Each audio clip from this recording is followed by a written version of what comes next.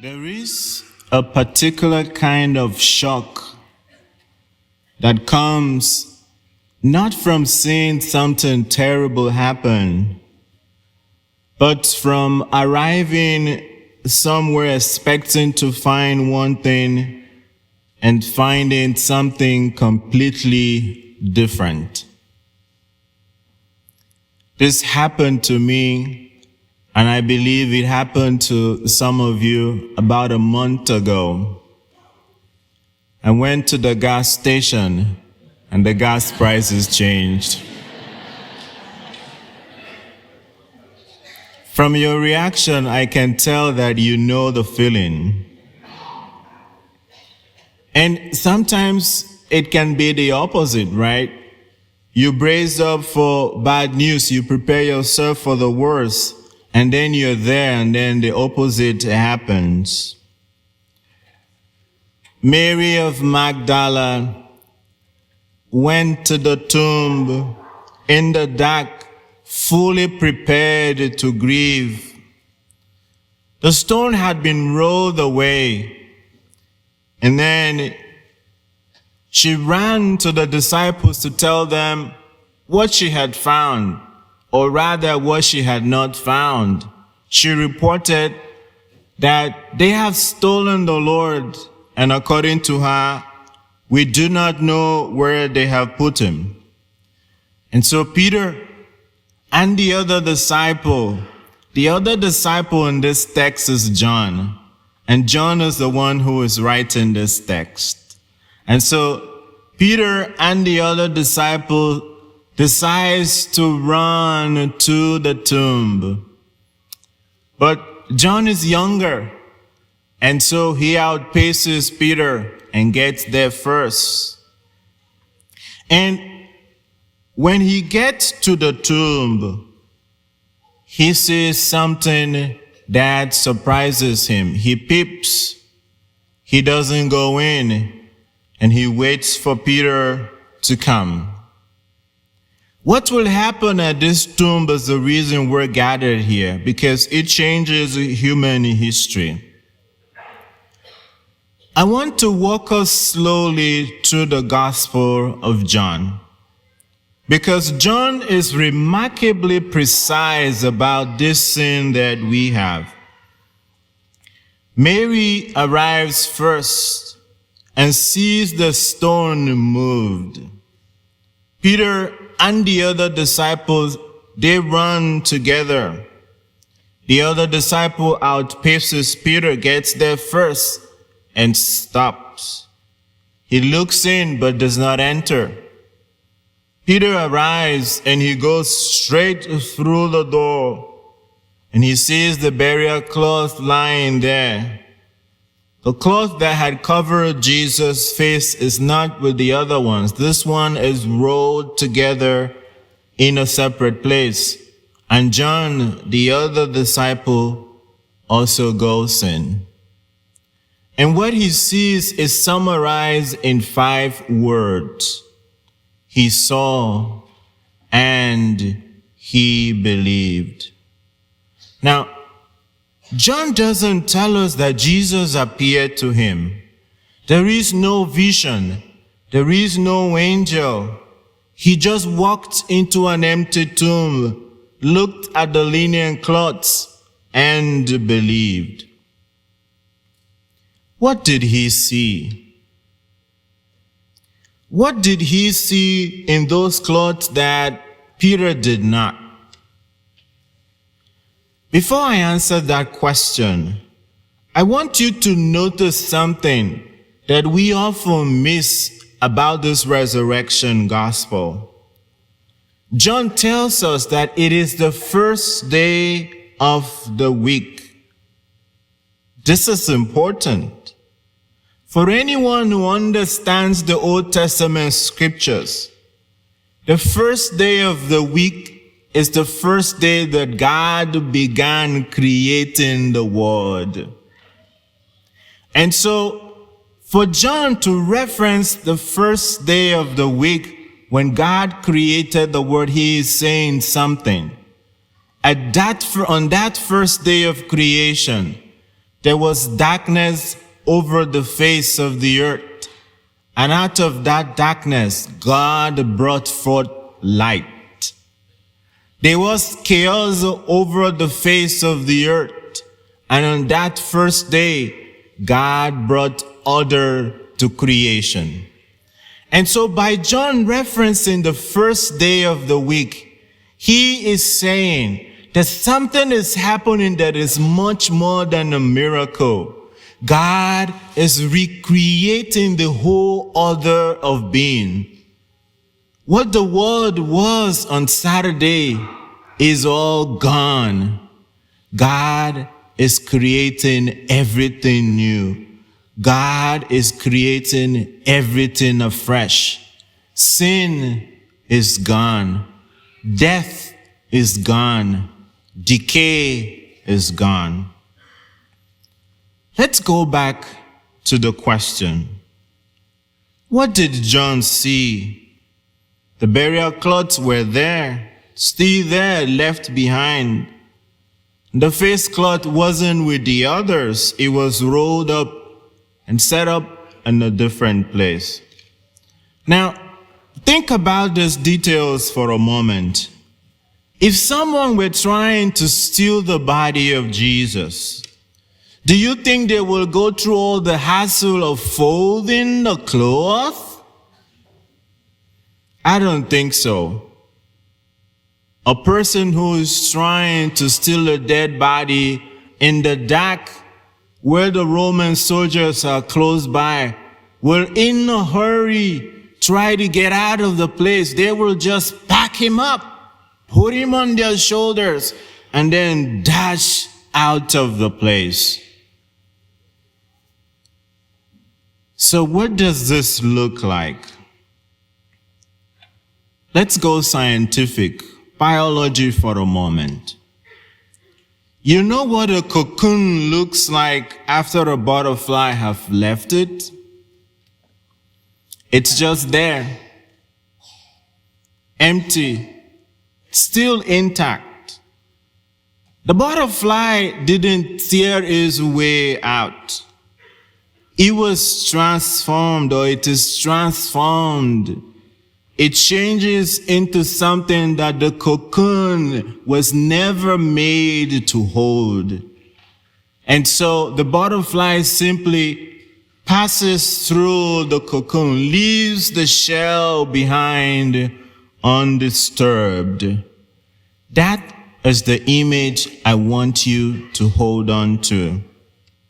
Jesus, he did not break free from the cloths, no. He was transformed beyond them. He became something that death, with all its wrappings, the tomb and the finality of it, simply could not contain. Death could no longer hold him. In John 11, when Lazarus was raised from the dead and he appeared bound together.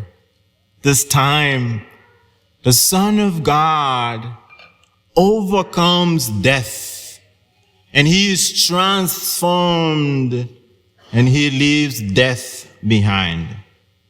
And so the beloved disciple looked at this, and something inside of him clicked. Not because anyone had explained it to him, because it had happened. This was not a theft. It was not confusion. It was something the world had never seen before, and he believed.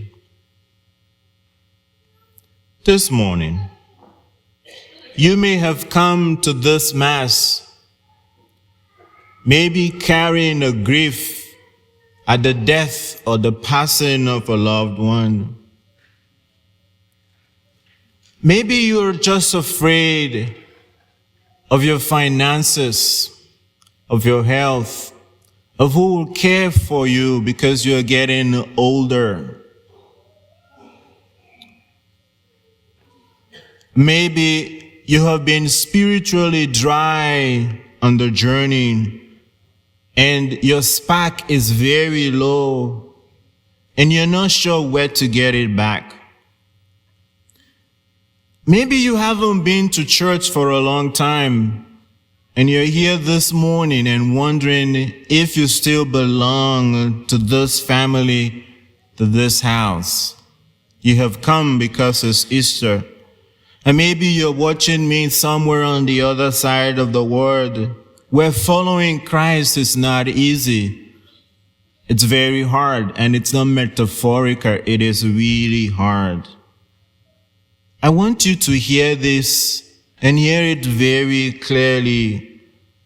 Easter is not a celebration that pretends that there is no darkness. Easter is not optimism. It is not wishful thinking. Easter looks directly at the worst that could happen to the human person, death, and says, even death is not the end. And here is the truth. Jesus did not escape death. He went through it. He did not avoid the cross. He ascended to the cross. He did not shy away from the darkness. Scripture tells us that when he died, he descended to the realm of the dead. He broke the chains of death and he manifested the resurrection. Jesus went through it. But listen, he did not go through it alone. When he went to the realm of the dead and he manifested the resurrection, he carried each one of us with him. He carried you. He carried me. He took with him your grief and he passed to the other side. He took your death with him and he passed to the other side. He took your fears and with him he passed through to the other side. And so he did not do this alone. He did it also for you and I. He went through death and came up to the other side. This is what we celebrate. This is what resurrection is about. Easter is the ground of hope. And this is the event on which everything rests on. When I was a young believer and someone asked me what is faith, I would say to them, faith is a step in the dark. But no.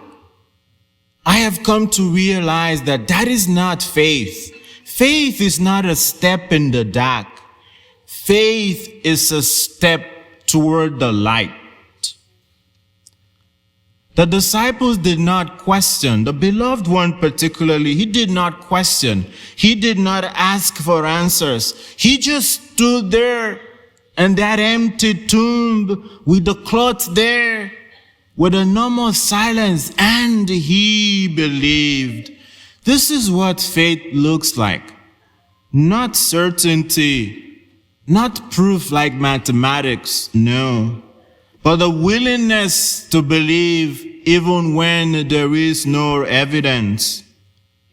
That is the step forward toward the light.